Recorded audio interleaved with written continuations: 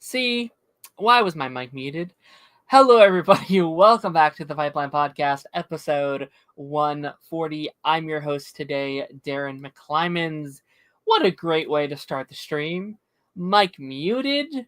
What a fantastic way to start.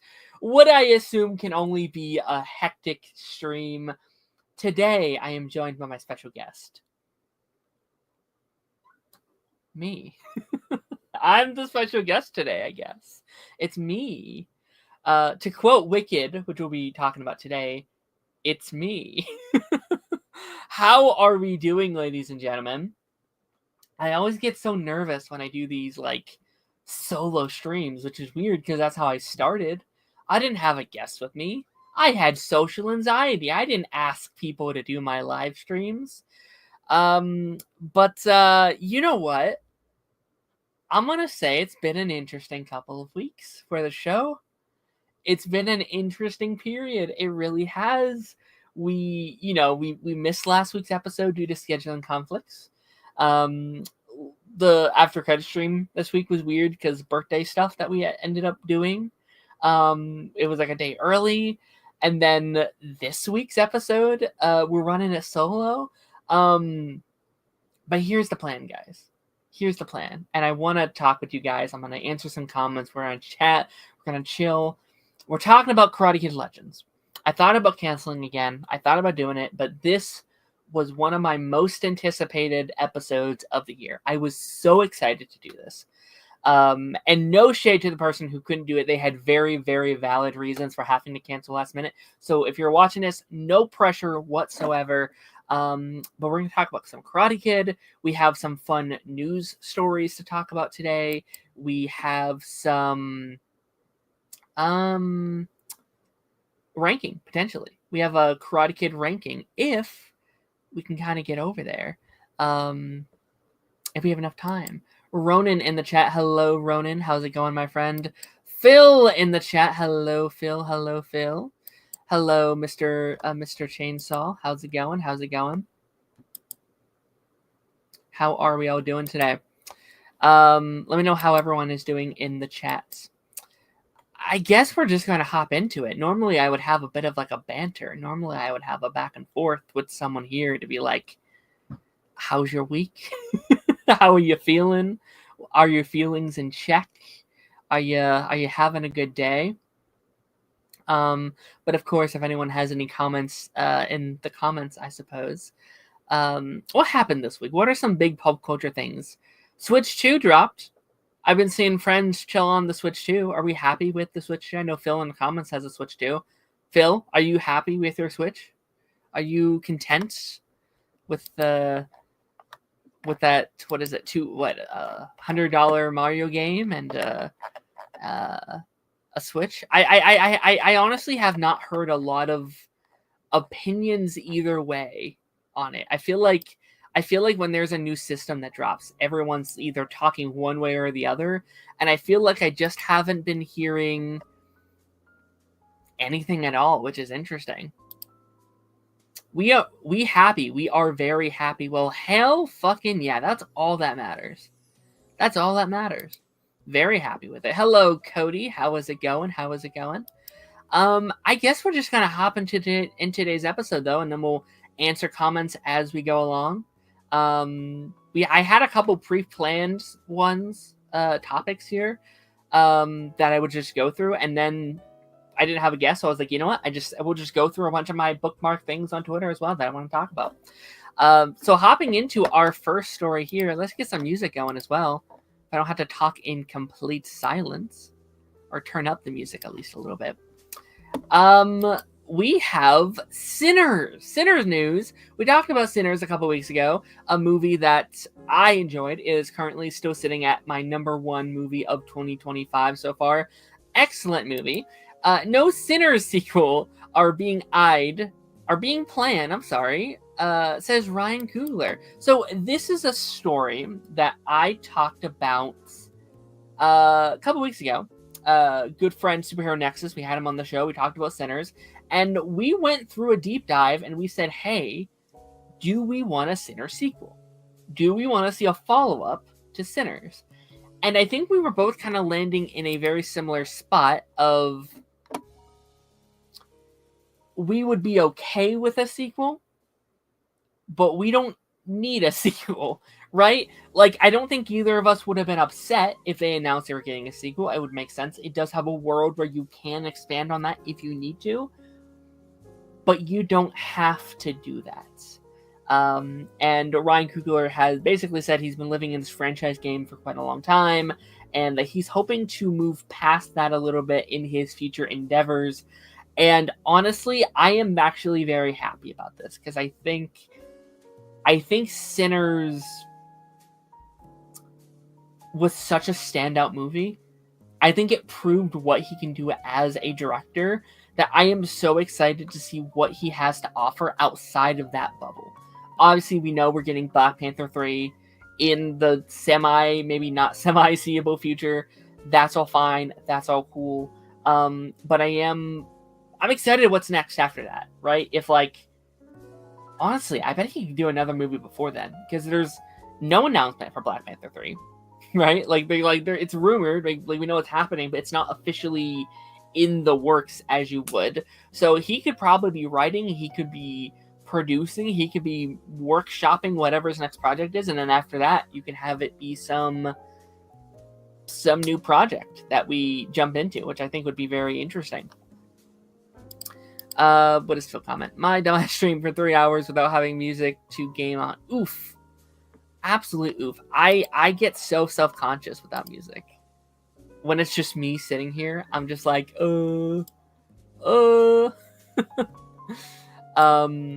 as fair. But I hope your stream went well, Phil. I very much do. But yeah, no, I'm curious to see what the direction of this is going to be. Where are we headed? What are we doing? Are we upset about the lack of a Sinners sequel? Because I'm interested in it. I'm interested. And if anyone in the chat, any of my content creator friends wants a link to the stream, let me know. I don't know if anyone has seen Karate Kid yet, but let me know. Keyblade says, Darren, hi, Phil, I can't believe I didn't notice that. There is apparently a date for February 2027 for an untitled Marvel movie, according to Job Case from Screen Rant. He was set up.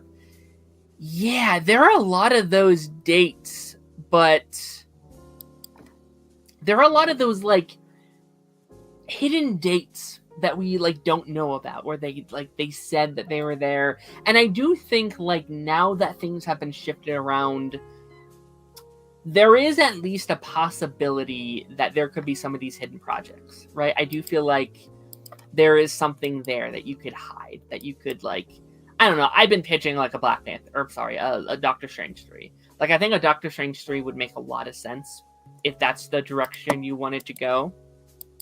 But Black Panther 3 as well, and also it'd be interesting because we have like Black Panther actors in Avengers Doomsday, and I assume Avengers Secret Wars. So I don't know. It'll be interesting. It'll be interesting.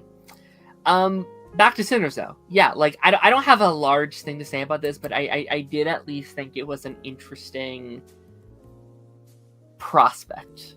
I don't know. That, like, we're going a different direction. This lets him focus on Black Panther 3. This lets him focus on whatever original product that he has cooking up, that he has working on, he has pushing forward, that he's working on. Whatever. Very interesting. Let's move on to our next story. Wicked for Good released its first trailer for upcoming sequel yesterday.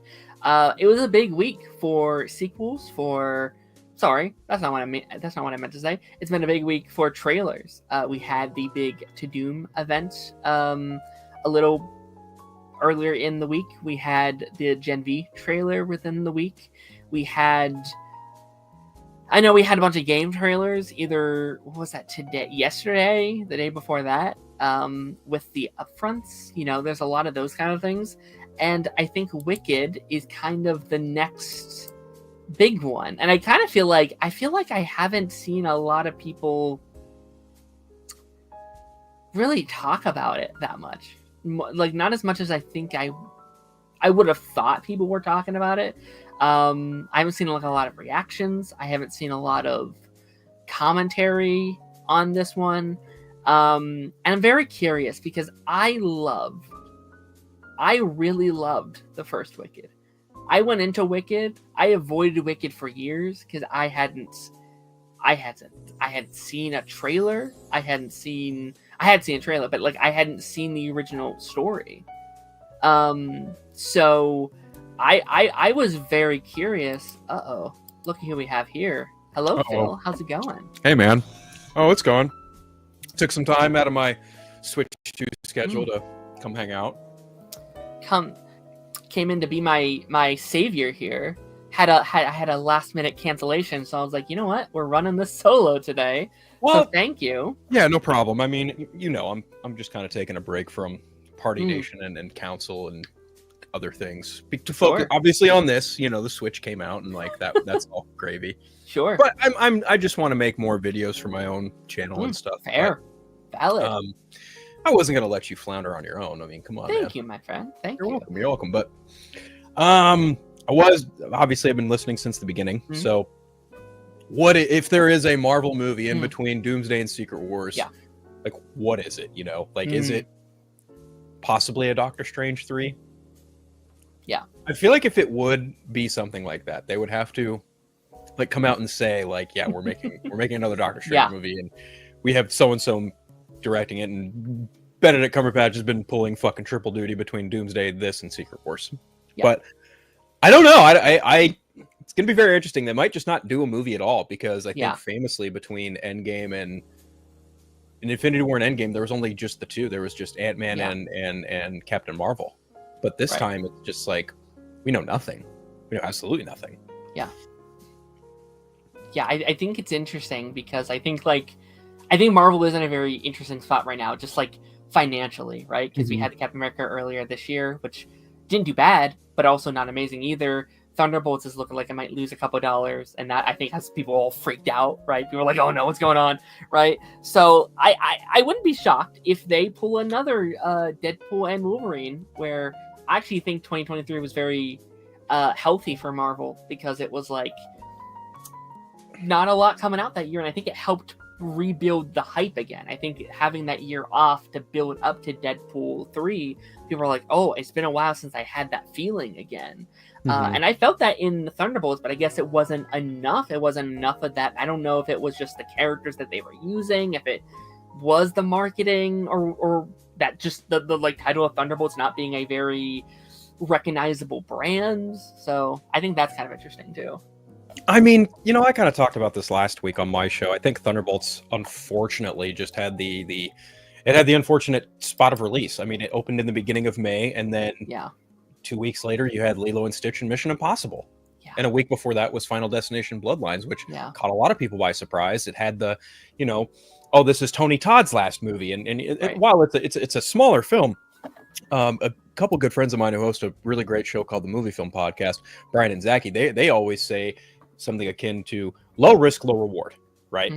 Budget accordingly, which is another thing that has been the talk of the town of how expensive are these movies becoming and how detrimental is that to their revenue and return at the box office. And it's well, yes, that's a point of contention you could argue, but also we're also in an age of streaming and digital release, which have ultimately taken over, at least predominantly, I would say, over physical media release, which is, it kind of depends on how you feel about it, because if you have a digital copy, the owner of that can just be like, nope, you bought it, we licensed it to you, but not anymore. You buy a physical copy of that thing, it's there ain't no going back. That's yours, right? Yeah. But ultimately, it's another stream of revenue that they're taking into account over physical media, and it's like, the conversation is just changing. The same with the landscape.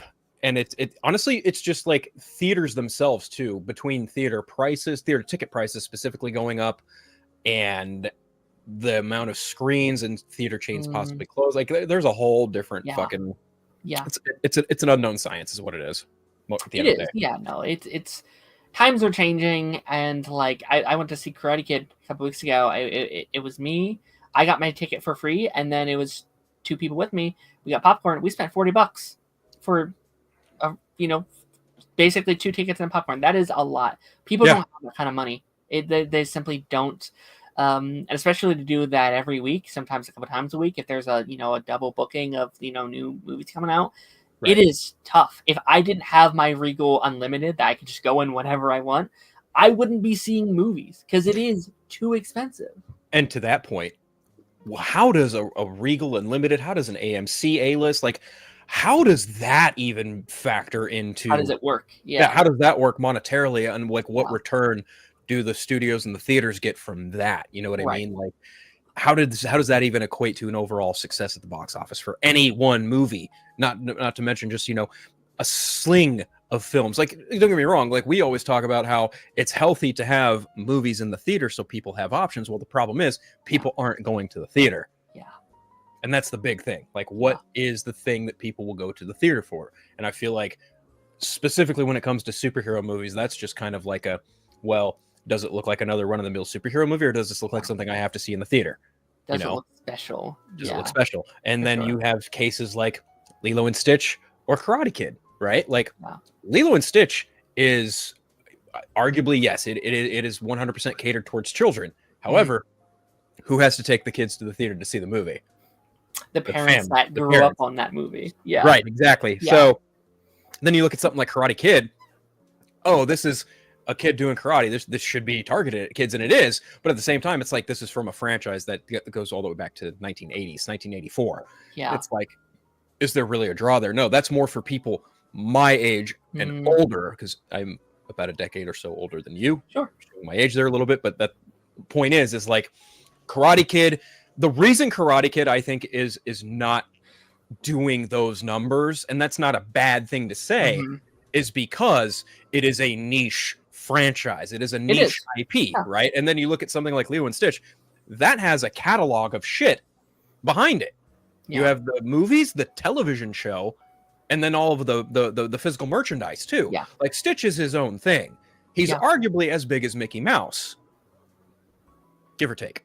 Absolutely. No, 100%. And also Karate Kid is like, I do feel like there are some people that's like, well, I haven't watched Cobra Kai, so I'm not going to understand this. Even like subconsciously, even that's not the case. You can totally watch this without watching that, obviously. But I feel like about the film Cobra Kai has fuck all to do with this. Damn near. Yep. Yeah. Yep. There's one thing in there that like you might not get, or you might be slightly confused, and there's like one mention that like you can jump holes to be like, oh yes, but this mean this and this and this. It's like, yeah, that could have meant anything, guys. Like that could have been a reference to literally anything.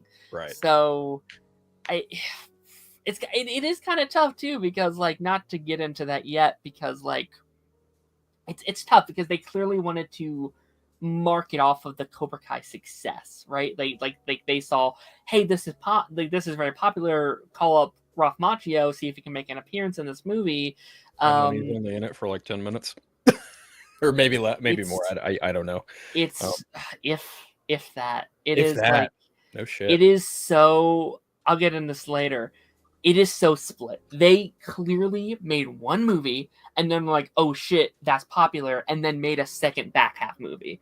And it's like, okay, that's a choice. I would have preferred if you just made that first movie, and if that did well, do a sequel with Ralph Macchio. Like bring him into the mix is what I would have preferred, but we'll see. And then coming this week, or rather tonight, today, tomorrow, whatever way you want to say it, like From the World of John Wick, Ballerina. Yes. That comes out tonight. Yes. Looks like, I think, also The Life of Chuck, the Mike Flanagan joint, featuring Tom Hiddleston, Jake Tremblay. Like, dude, that's gravy. That's just those are the two I think that are going to do solidly this weekend. Probably John Wick more than anything. Apparently, Dogma also got a wide re-release for its 25th anniversary. Kevin Smith joint with Ben Affleck, Matt Damon, Linda Fiorentino. Yeah, that's an old one. And so I'd recommend that if you're itching for old school cinema. And then next week, How to Train Your Dragon. That's going to be interesting. Yeah, right. I've said forever, I think it's very interesting that Lilo and Stitch and How to Train Your Dragon, who have some of the similar creative backings, right? Had some of that similar things, are both in theaters at the same time. They're both cute animals with nostalgia. It's like, man, like this is an interesting era. I think that's going to do very well. Yep. I'm afraid for Elio in a couple weeks because the marketing for that's been shit. No one knows that's coming out. So I'm looking at the done it again. I'm looking at the Box Office Mojo release of stuff week to week, right? Yeah. So I stand corrected a little bit. The Life of Chuck has a limited release this week, and then next week, June 11th, is its worldwide release. There's also that Materialist film with Dakota Johnson, Chris Evans, and Pedro Pascal, and Zoe Winters that comes out next week as well. Apparently, also on June 15th through Fathom Events, Indiana Jones and Last Crusade. So that kind of falls under the category of like a re-release, and re-releases tend to look at Star Wars Adventure 6. Like that movie brought in what, $20-something million? Yeah, it was pretty wild. And to your point, like Elio has a limited release on the 20th. Why is it limited? You would think that'd be worldwide, or is that like what the fudge? I hope the like rumored budget for that movie's false. I really hope. What's the rumored budget? $300 million. Whoa! For an animated movie? It was pushed back like a year and a half, which I'm wondering if that's part of the reason. But even so, for an animated movie, $300 million is insane. Yeah. That is nuts. No. That is wild. But yeah, it's so weird that it's getting, according to Box Office Mojo, it's getting a limited release, but I have a hard time believing that. It's a Disney Pixar movie. I don't know why they would do that in a limited release. That's weird. Doesn't sound right for sure. And then also June 20th is 28 years later, and it's like that's gotten a lot of buzz and a lot of talk around it. Which I think that one will do well. And then after that, June 27th, of the movies I'm seeing here, there's F1 and Megan, I think would be the biggest ones of that week. Megan, Megan 2.0. Yes. Where's the marketing for that? I've seen like one trailer. I've seen no one talk about it. I've seen a bigger push in marketing for the Black Phone 2 than I've seen Megan 2.0 in the last 2 weeks. Agreed. Wild, right? Agreed. Let me read through some comments here really quickly. You have a super chat. You might want to get to that. Yes. Ronan says, at this point, I'd rather plan a food stop before going to see a movie. 100%. I sometimes will just sneak something in if I really need something. Like, it's not, I don't know. I feel like those cashiers don't give a shit anymore. And it's like, I like to support my movie theater. Like, I like to try and get something because I know movie theaters are also struggling. It doesn't help just getting a ticket, right? Because they just that's such a small percentage. So sometimes I'll get a slushie or something, every once in a while. But like, if you're going every week, you can't be doing that. Like, that's a lot. Yeah. Jeffrey says, just putting it out there, whenever me and my mom, sister, nephew, niece go to a movie, we bring our own candy and stuff, but I myself haven't been to a movie in 3 years, so I don't know what it's now.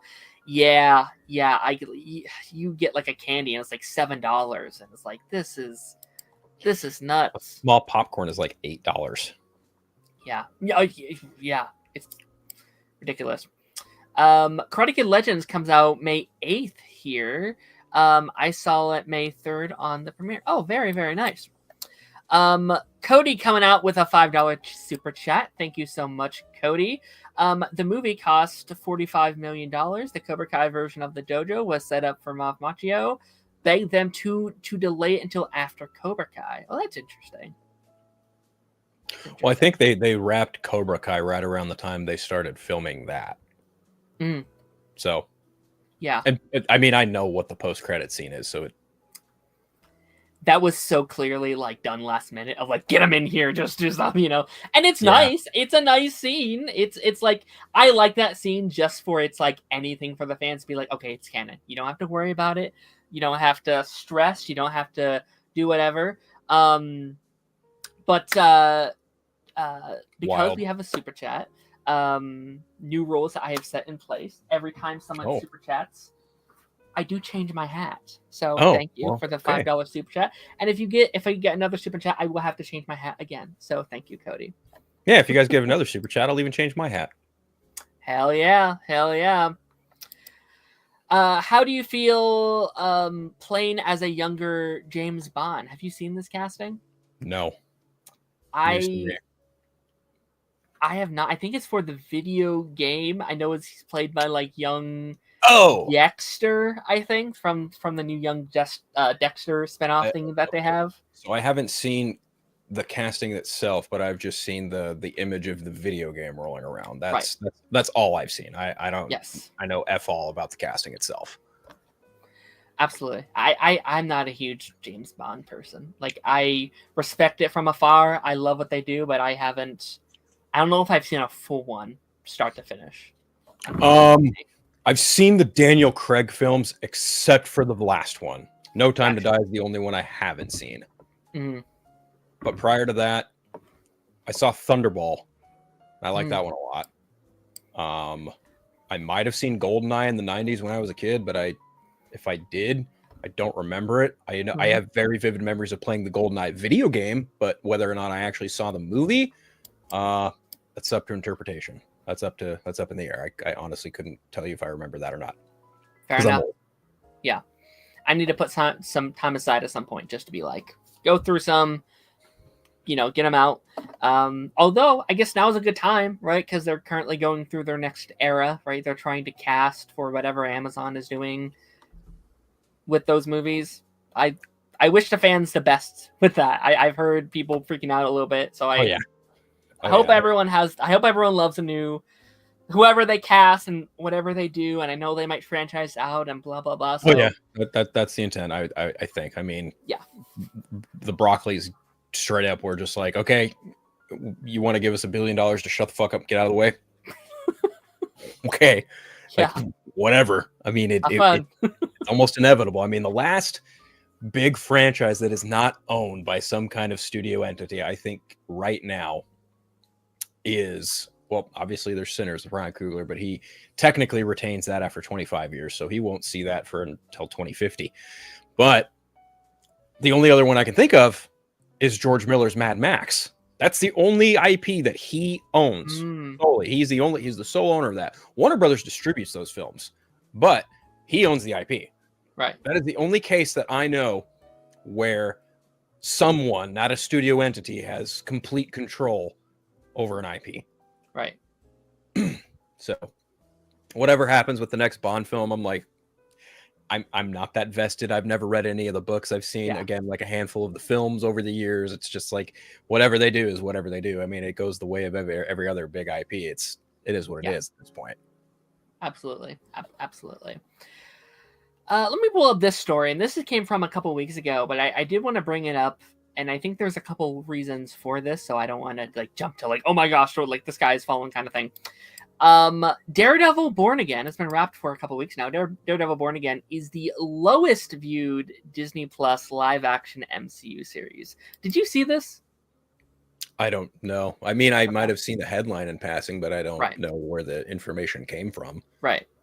I saw this and I was very shocked about this, and I think people are kind of jumping to conclusions of being like, it's a flop. Oh my gosh, this is terrible, and all these various things. What happened? My friend just messaged me about my recent episode, a recent episode of my podcast, and he just said something very funny, and I'm gonna get back to him on that. But sorry, continue. Yeah, no, you're fine. You're fine. I I saw that, and I was very interested in that, and I was wondering, like, do we live in such a bubble? Because there was so much conversation about it in our, inner friend group, in our interpersonal stuff. I've seen so much conversation about it, but I do think it's kind of interesting because it is the only Disney Plus Marvel show of this era, at least, that isn't based on. Let me rephrase. It's the only one that is continuing over from either not an original character or reintroducing it for the first time. And I bet there's a lot of people watching this or seeing this being like, well, I didn't see the original Daredevil, so I probably can't watch this kind of thing. And I wonder if that contributed in any way. I mean, it's kind of tough to say because,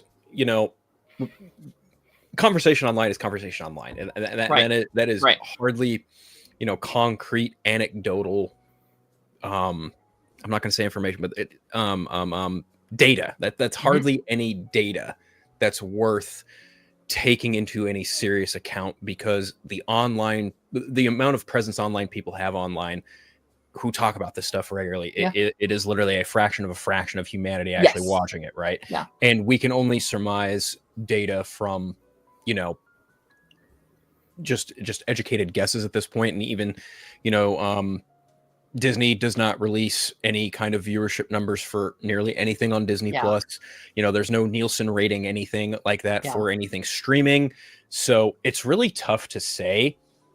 But also, we've also seen other outlets like, God, what was the big one that I used to hear about?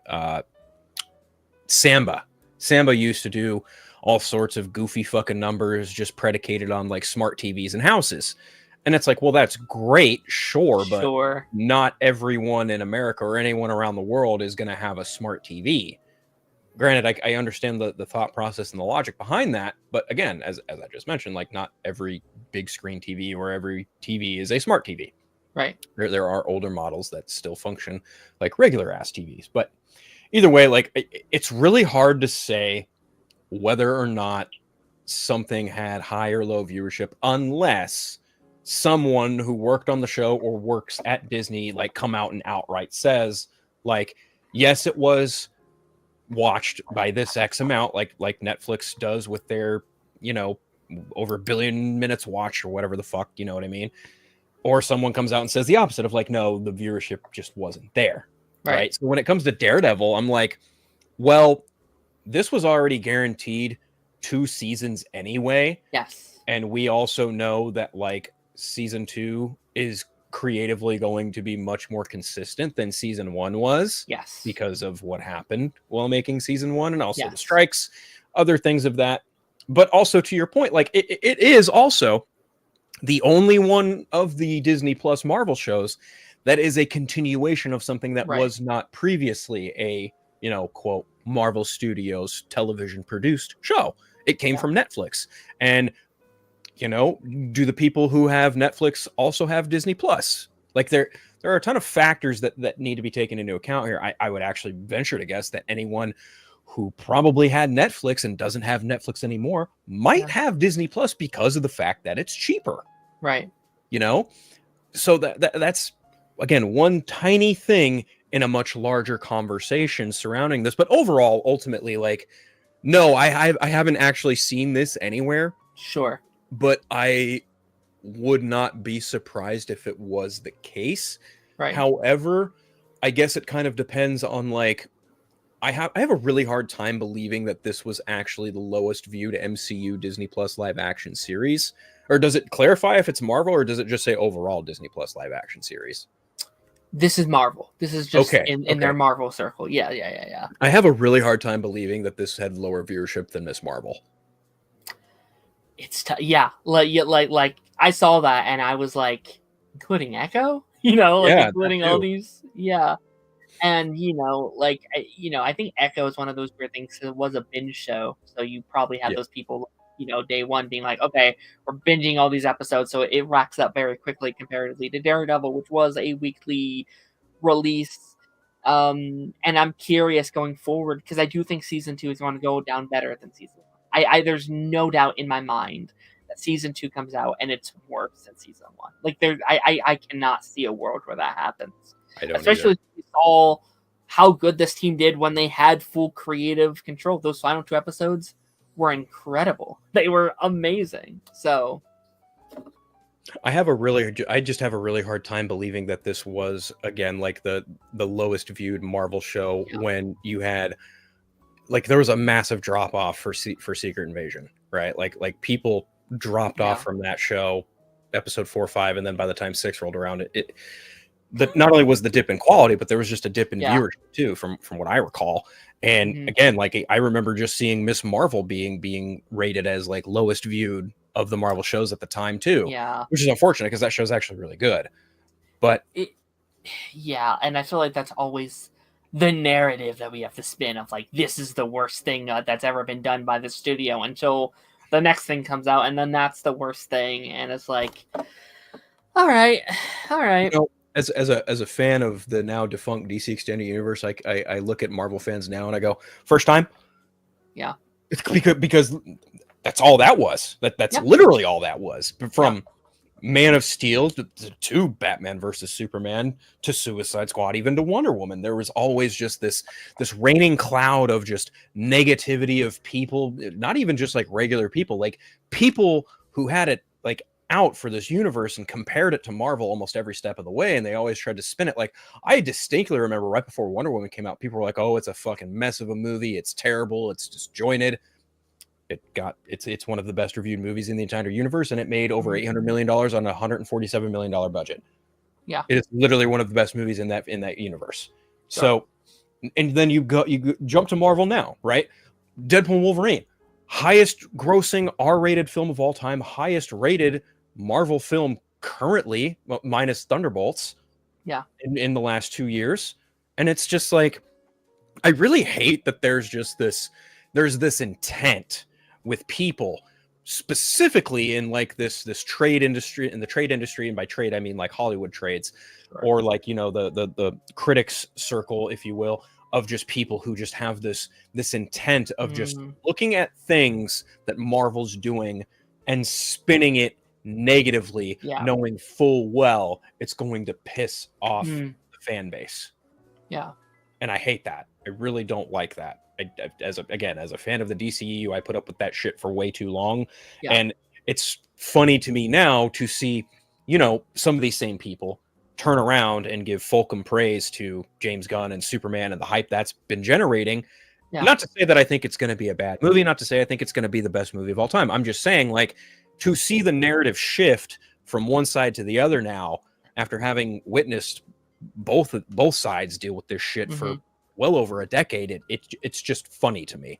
It's just really funny to me to see that now Marvel is the dog that gets kicked, and now that DC has a fresh start, people are like, "Oh, James Gunn, he's going to save DC," and I'm just like, we don't know that for sure. No, you know, it's tough for everybody. It's literally a dog eat dog world for every studio right now. There's no one safe. Any movie could flop at any time. There's no guarantee for anybody. And you're right. I'm on social media way too much. I'm on the Twitters, on the YouTube way too much. But it's like, I hate the environment around these fandom cultures. I really, really do. I've realized in recent that, like, I just don't fit in with a lot of these people making content because they push these narratives. And, like, I think it's totally fine to either really, really love something or really, really hate something. That's fine. But, like, do we have to focus on just the one? Like, you know, we can, like, I think Karate Kid is actually a great example of this. Yeah. Where it's like, there are some things in that movie that are not good, in my opinion. There are not things, but it's like, but there's also things in there that really work too.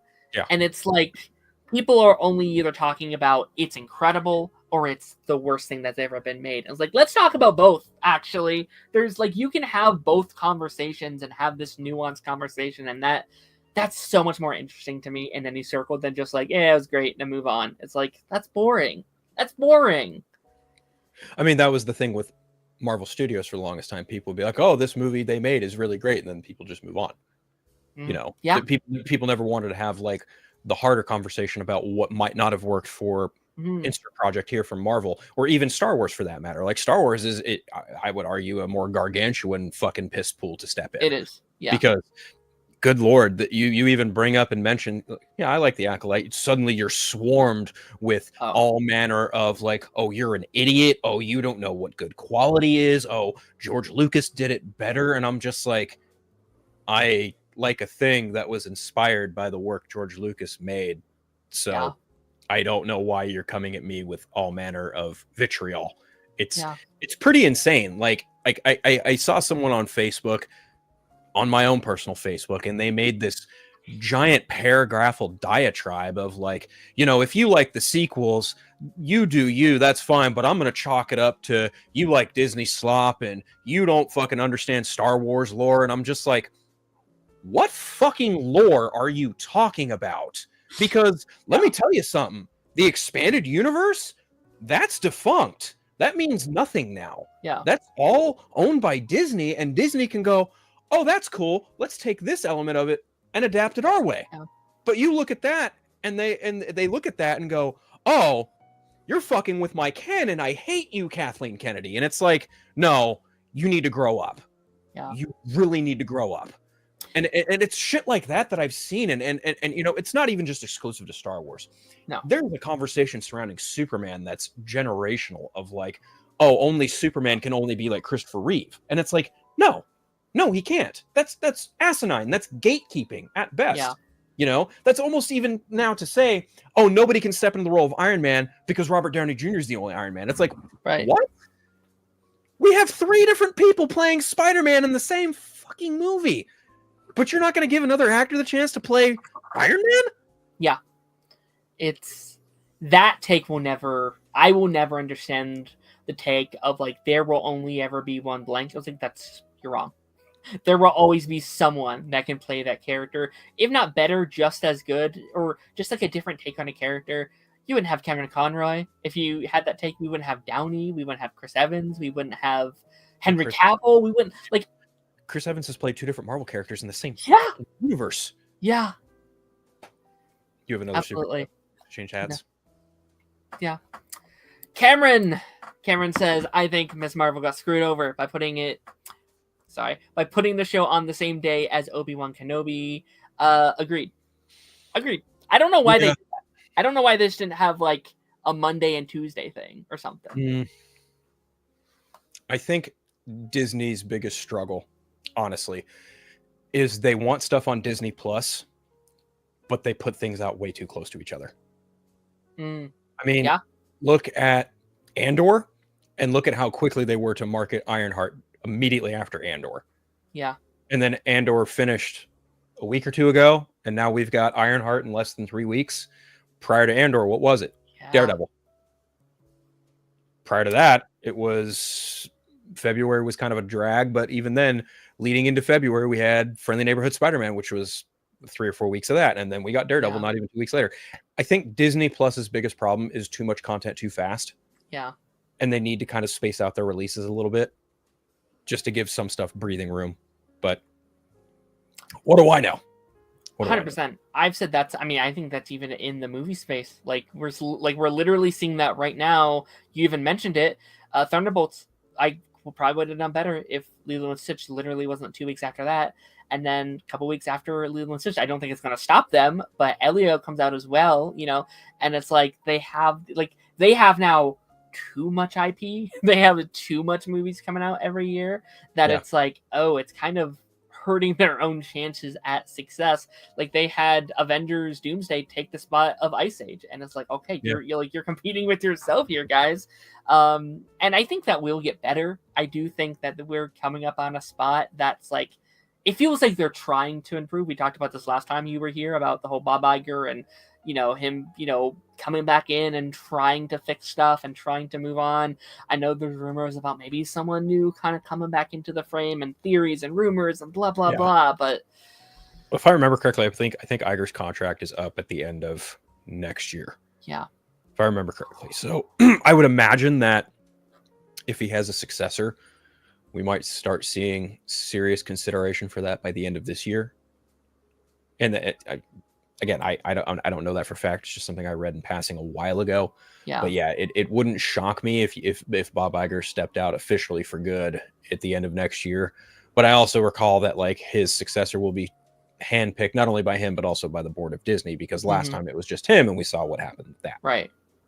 So yeah, that's going to be a very interesting time, and I'm wondering what that transition process is going to look like. I assume they're going to make like the safest possible bet imaginable, which is fine. I have no problem with that. It's smart, right? To make someone, you know, who kind of just does what Bob Iger does, just maybe just slightly different, and just kind of just like I would not be shocked if it's like, hey, just literally do this and you'll be fine. Just stick with what we're doing here. Stick with this formula, and you're solid. I think Bob Chapek's biggest flaw was, you know, trying to be the bull in the china shop, almost just telling everyone, you know, oh, there's a pandemic, I don't give a shit, put it out. It's like, dude, you can't do that, because then you create a clog and you create a backlog, and that's just not smart at all. Like at fucking all. 2021, they had 4 movies in the same year. Granted, one of them was distributed by Sony, but still, Marvel Studios produced Spider-Man: No Way Home. But even still, you had in from the month of July to December, you had Black Widow, and then you had Shang-Chi, and then you had literally Eternals in November, Spider-Man in December. It's like, hello, and that's not even including, you know, WandaVision, Falcon and Winter Soldier, and Loki in January, March, and June, respectively. So it was like the literal year of Marvel's triumphant return, and yet, how many of those projects are actually truly memorable? Hardly anyone talks positively about Black Widow, save her for Yelena Belova, played by Florence Pugh. Of course. I've seen people criticize Falcon and Winter Soldier for being too short or too tight, which is strange to me. And then you've even got, you know, people who just dump on Eternals almost regularly. And I'm just like, this is like one of the most well-made Marvel movies ever. And yet you people are just, oh, this is fucking boring. Yeah. Okay, whatever. And Shang-Chi is the underrated hero of it all, because it's a great movie. It made less than $500 million at the box office, you know? So it's like, people are like, oh, where's my Shang-Chi sequel? And it's like, look at the box office, try the sentence one more time. Yeah. I want to live in a timeline where COVID didn't happen for Marvel, because it is it is a very different looking universe. It is so fundamentally different, just like you cut out COVID, you cut out the strikes, you cut out Jonathan Major controversy, and we are living in a different world. It is a different environment. I don't know. Again, maybe we end up in the same exact spot. Maybe, you know, we make the same mistakes, but I think I think Eternals would have done a lot better if it didn't come out like in the in the middle of COVID. Well, I think also, had COVID not happened, they would have retained that 2-year two movie a year plan, and you would have had, you know, Black Widow and either Eternals or Shang-Chi one year, and then the next year you had, you know, either Eternals or Shang-Chi, and then Spider-Man.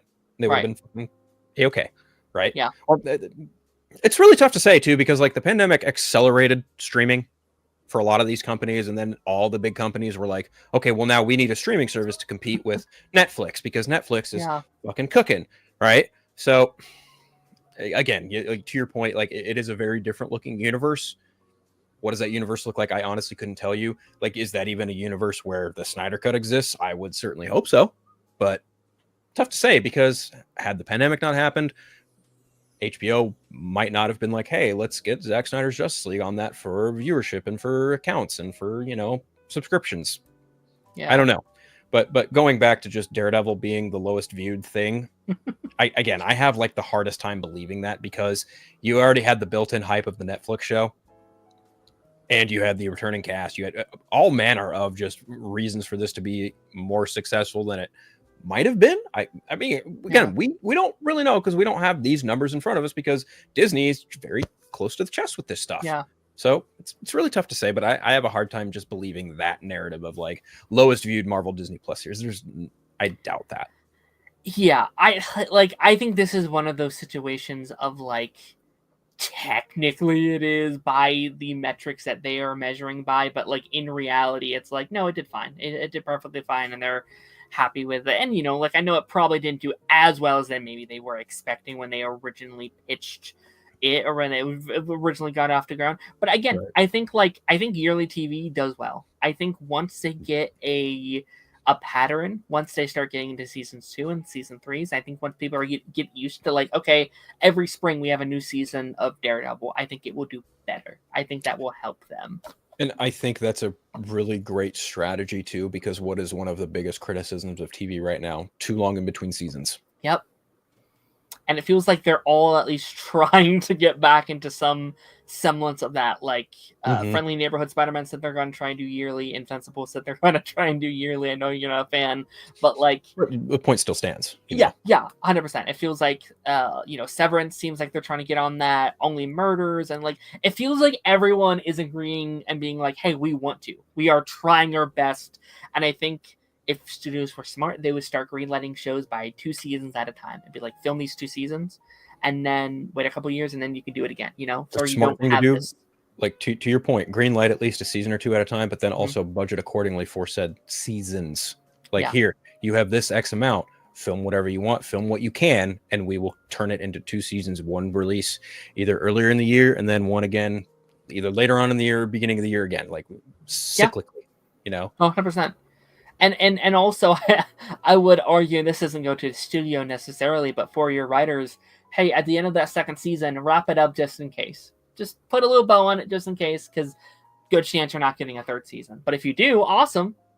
Don't make it like a series finale, but just wrap up all the loose ends just in case. Don't do like a cliffhanger. Sure. I think the era of cliffhanger is done. I don't think many shows are doing that now, which sucks because I love a good cliffhanger, but...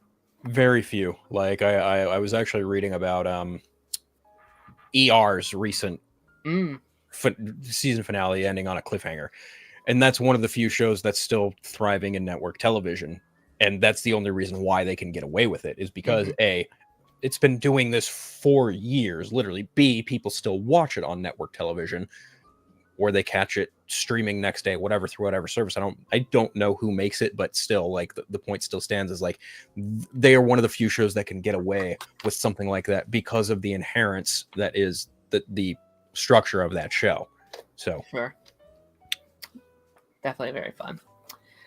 I think shows should like totally just 2 seasons at a time as opposed to 1. Sure, but we'll see what happens. Absolutely. Cameron says, I think Eternal should have been a show instead of a movie. In theory, I think that works. Live action budget wise, though, I don't think that would have worked. No. But I've pitched the idea of like, well, maybe you do like an animated sequel or something instead, like an animated movie to just continue the story kind of thing. But that cast, I don't think would do that. I think that every member of the cast can be utilized somewhere else in a fun supporting capacity, but then again, that also comes with the caveat of, is the actor willing to reprise the role for that? Sure. So it's tough to say because like Eternals in and of itself is just such a very, people wondered who the Inhumans were when it came to that way back in 2012, 13, when that was announced as part of Marvel's big slate of Phase 3. People are like, who are the Inhumans? Well, people know who the Inhumans are, and below that is the Eternals. The Eternals are like this very, very niche Jack Kirby creation of Marvel Comics that people are like, oh yeah, it's this one character, and some of them are occasionally Avengers. And it's like, okay, I get that. And I feel like a big missed opportunity with the Eternals specifically, like they encompassed a large timeline, but they didn't really try and connect it to a lot of Marvel stuff throughout the timeline. Right. That's neither here nor there because the movie came out 4 years ago and it is what it is. Like the only hint we've seen of the Eternals now is in Captain America: Brave New World, and even then people are like, "Oh yeah, that thing from that one movie." It's so funny because people demanded that we got back to that. Like they was like, "We need it. Where is it?" And it came, and people didn't give a shit. They're like, "Okay, you're just complaining to complain. Like you really didn't need to see that back or whatever." Yeah. I do want to talk about Karate Kid Legends for just a couple minutes here because it is in the title. And it is something. Yes, okay. So I saw it once. I saw it the first time, and you have a headband. You have a Karate Kid headband. I did. I got it. I went for my birthday. It was great. It was amazing. Happy belated birthday, by the way. Thank you. I very much appreciate that. We missed half the movie. We got our theaters mixed up. We went to the wrong theater. We saw the last 45 minutes. And let me tell you, that 45 minutes is when they introduce Jackie Chan and Ralph Macchio into the plot. That's when they enter the fray. And I came out with just that 45 minutes, and I came out and I said, hey, I can't judge the movie until I see the whole thing. That's how I am. I don't like judging a whole... I want the full product. But I came out of that and I said, that was shit. I did not like it. I was like, that was terrible. But I was like, I'll wait. I'll go see the whole thing, because there has to be stuff I'm missing. Like, why is it cut like this? Why is the pacing like this? Why are they just getting introduced now? This is crazy. And I saw the first half, and I really liked the first half. And it's like I came in exactly when the movie transitioned into a different movie. The first half feels like a fresh, bright new take on the Karate Kid franchise. It switches the formula, it has fun characters, it has fun action, legitimately like a solid movie. And if the whole movie was that, I would have loved it. Legitimately some of the best stuff in the movie side of the franchise. I thought it was incredible. And there's very clear... But it wasn't until they introduced the returning players where you were like, what in the fuck are we doing here? There's such a clear cut. It's so clear this is the movie. Oh, but cameos, guys, bring them in. Come on, guys. And it becomes just a completely different story. It turns from one kind of movie to another very instantly. It was like, oh shit, we have to go back to what people know. We got to bring the people in. We got to do all this stuff. And it's like, I do think that is at the detriment to the film, unfortunately. It pushes aside the like main players of the actual movie. It kind of changes the whole formula of what they were trying to do there, and that is unfortunate because I really like what I think his name is Ben Young, who is our main kid here. He is really strong, and I hope we get to see more of him. If that's in a, unfortunately, probably not a sequel, but if that's maybe like a Netflix thing or some, I know they're talking about maybe spin-offs of Cobra Kai, or like there's stuff there. Yeah. I would like to see this show continued. To that point, I actually would have loved this so much more if it was if it was a Netflix like mini series instead, because I think it actually would have fit in that formula much better. I mean, I haven't seen the movie, but I've had it pretty much spoiled for me in its entirety. Then again, as out of my own just pure curiosity, like I if I haven't seen a movie, I actually like hearing people talk about a movie that I haven't seen just to see where they land with it. And sometimes it'll make me want to go see the movie and see how the spoilers actually function, right? Sure. Whereas if it's a movie I'm avidly looking forward to, I'll try and avoid most conversations about it if someone has seen it until I see it, and then I'll go back and listen to what they have to say about it and wonder if I fall in the same category. With Karate Kid Legends, I was like, yeah, I wanted to see it, but at the same time, it's like a Switch 2 was coming out. Like I just my priorities are in a very different space at the moment. I'm lightweight prepping to possibly go to Comic-Con, so it's just a matter of like funds. You know what I mean? Like it's just one of those things. And come July, it's going to be very difficult for me because Jurassic World comes out that July 4th weekend. Literally the next week after that is Superman. Then 2 weeks after that is Fantastic Four. Fantastic Four is happening the same weekend of Comic-Con, and me and some of our friends are trying to coordinate to go see that. And it's just it's tough. And I want to see Karate Kid Legends because I want to form my own opinion on it. But at the same time, I have listened to people that I trust talk about the film, and they've talked about things they liked, things they didn't.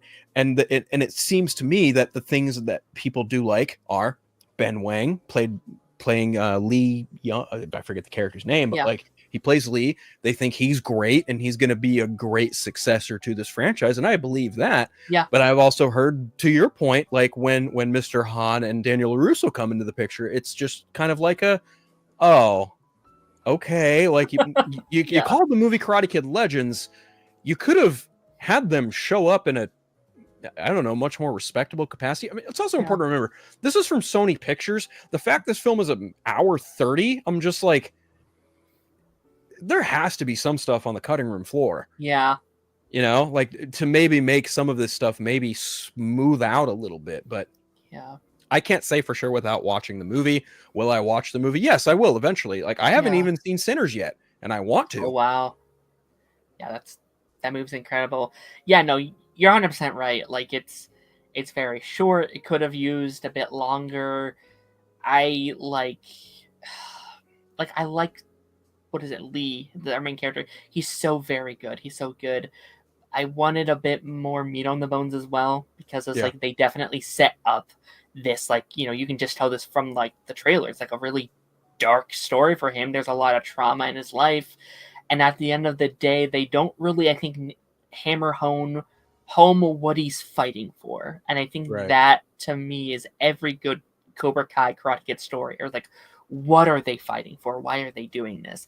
And ultimately, his reason for fighting is for someone else's success in the story. It's for someone else to succeed. I've heard about this. And that could be cool if you, like, dive into that. It's like, okay, but why is that important to you? Why do you need this work so far for them? So Joshua Jackson's character, you mentioned like there's a bit of a flip on the formula. Yeah.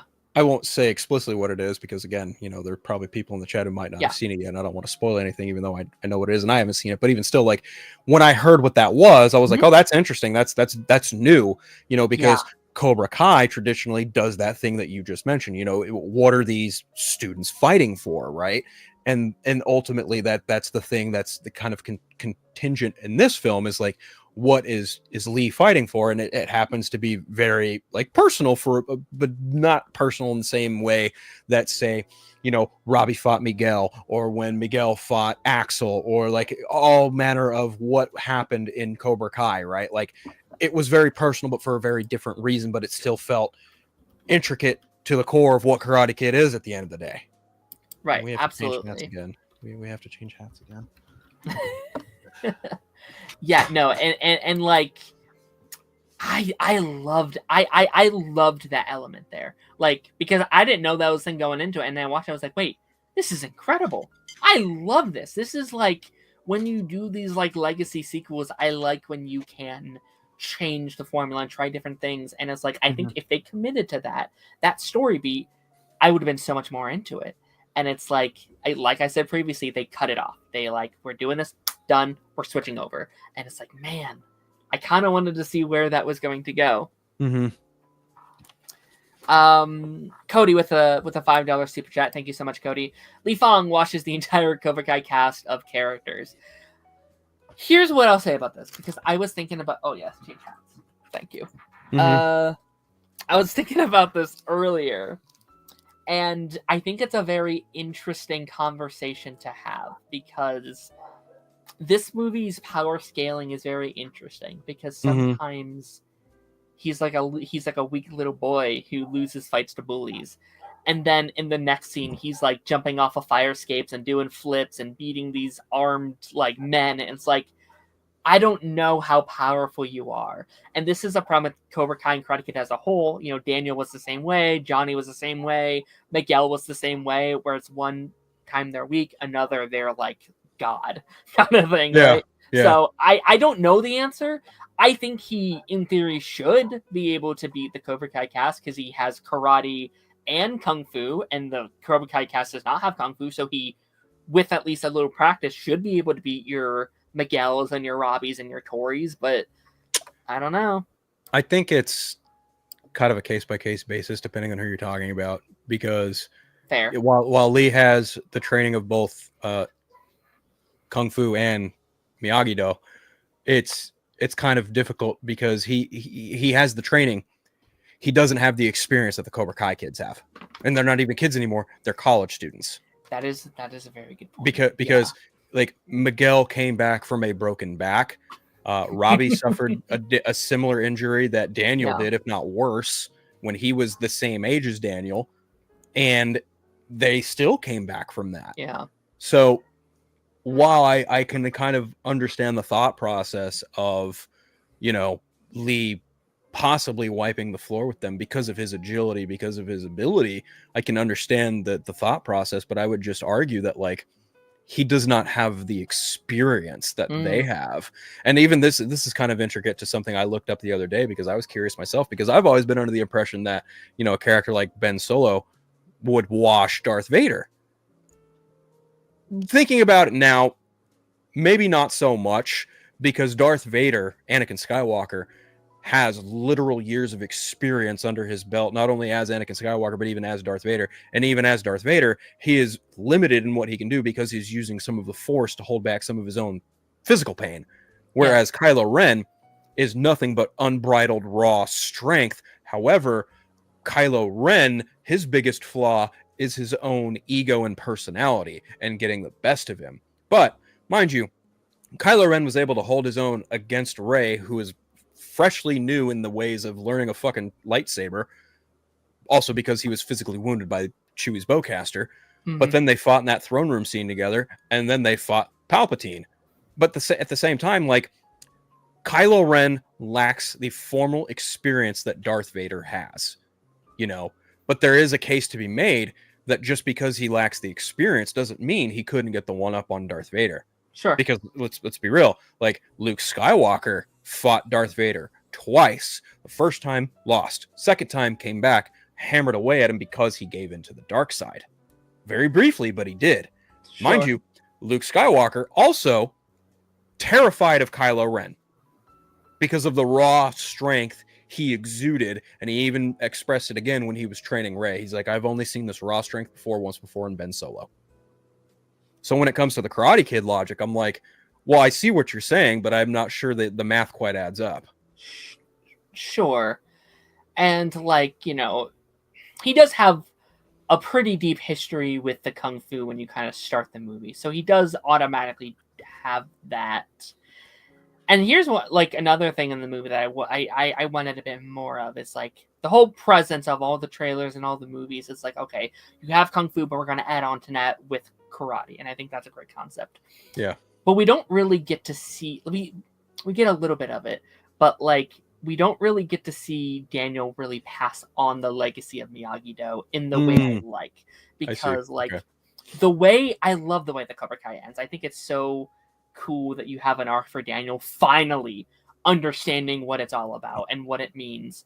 And in this movie, I don't feel that, where it's like, okay, this is what Miyagi wanted me to pass on. This is it. And it's just kind of more offense. It's more fighting. It's more dodging. It's more this. And it's like, but I don't actually see you pass on what I thought Sam understood at the end of Cobra Kai. What she is like, well, this is how it's sometimes. And, you know, there's that line in the trailer where it's like, this is a spoiler, where it's like, I don't want you to just learn karate. I want you to learn Miyagi-Do karate. And it's like, okay, awesome. It's just regular karate. All right. Yeah, there's nothing that special about what you're doing here, Daniel. So, you know, it's nitpicks. I wish it was better. Again, there's stuff in here I liked. There's things in here I really enjoyed. I went with my dad the second time and he loved it. He had a blast. He's like, this is awesome. I'm like, you know what? That's amazing. I'm so glad we got to have that experience. And, you know, like, I feel like if people haven't seen it yet, I still recommend it for the first half because I think there's a really fun Karate Kid movie in here. There's still fun to be had. Ben Wang is a fantastic lead. Ming-Na Wen, I love her as an actress. I always will. A little disappointed they wasted her on a mom character when she's like the legend of martial arts and everything she plays, but still great to have her here. Yeah, that's kind of, I guess that's all I can really harp on for now. Phil, thank you for joining me today for this last minute invasion. That's not the word I wanted to use. This last minute collaboration. Thank you, my friend. Very much appreciate you being here. Thank Always you. Happy to help. Always happy to help. You. I appreciate you, my friend. Thank you, everyone in the chat. Thank you, all the super chats we had today. Thank you, Cody. Thank you, Cameron, for all the super chats today. Phil, what are you working on? What you doing? What you got in the roster? What you making? Well, I've had two back-to-backs. Well, not back-to-back, but I've had two streams highlighting some of the Switch 2 stuff. Like I literally did an unboxing last night and streamed that, and then I hooked it all up and played it for like an hour, crashed out, went to bed, woke up, played it a little more, fell asleep again, and then at about 2 o'clock Pacific time, I did another 3-hour stream of mostly Pokemon Scarlet and how much better it runs on the Switch 2, and then I moved over to Legend of Zelda Wind Waker. I'll be doing my Friday show tomorrow, Friday Phil, maybe a little bit earlier than I normally do because I have the day off and I'll just have the time to really take care of that. I have the Eternal Night show. My friend Phil Walsh and I just did a 3-hour epic episode regarding the Batmania extravaganza, basically going over every era of Batmania. You know, whenever there's a new Batman movie, there's some kind of massive hype pertinent to that era of Batman on, you know, in film. So that's out there for listening pleasure. Next week will be since we're in the summer of Superman, my buddy Travis over at Animation Nation, as well as DC Alliance, he's coming on. We're going to talk about All-Star Superman. We haven't quite figured out what day next week we will be recording up, but that'll be in the podcast feeds sometime next week. I'm sure I'll probably be on the vodka stream tomorrow night. I will probably make. I actually made a reappearance on Party Nation briefly because some of the boys thought it was cool to start running their mouth about Suicide Squad, and I had to make my presence known and hold down the fort and let them fucking know the business. But no, in all seriousness, it was nice to come back for a brief, you know, stint and come out of, not retirement per se, but come out of my break and be like, yo, I'm still here, just fucking pump the brakes. I'll be back when I come back. But I know Chainsaw is nearing 100 episodes for Council Creators, so I'm sure will I be back before episode 100? I don't know. Will I be back by episode 100? Yes. But that's about all I got, man. What about you? Absolutely, man. Again, thank you for joining me within your break to help me swim a little bit on the solo episode. But yeah, after the credits, like normal, on Monday, we will be doing... We're in a weird period for that show because there's not a lot of live shows on right now, but we're talking about the Phineas and Ferb revival and the second episode ever of Black Mirror. We're going back to some classic episodes for the first time, watching that for the first time with my buddy Taz. And Pipeline next, I assume will be next Thursday. I will let you know for sure. We will be doing our midway through the year 2025 review with a friend of mine. We'll just be going over anything we missed from this year so far, favorite stuff, favorite movies, favorite TV shows, and then also what's to come as we head into the big major blockbuster season of 2025. And I will say it will be a crazy rest of the year. Like, for any of us who make content, man, I don't know how we're all going to do it. All the movies, all the TV shows, all the games, all the comment, all the whatever. It's one of the craziest blockbuster seasons I think we've ever had. I am both looking and not looking forward to Comic-Con weekend because that is going to be so difficult. Because if we see Fantastic Four, I don't know how the fuck I'm going to do a review for that unless I bring one of my laptops. and you know, I'm gonna have to, like, I'm probably gonna just have to just bite the dust and just do it that way. But I'll be fine to do it. Maybe I'll have like some of the crew, some of the boys sitting on the couch next to me or in the hotel room. We're all just sitting on a bed talking about Fantastic Four. I'm not really sure how the fuck we're gonna do it, but yeah. Hell yeah. That's gonna be... I'm excited to see all of the, like, the vlogs and all of the various things that you guys cook up over at Comic-Con. They'll be very fun. Yeah. Very fun. But yeah, ladies and gentlemen, again, thank you as always, and I will see you folks on the flip side.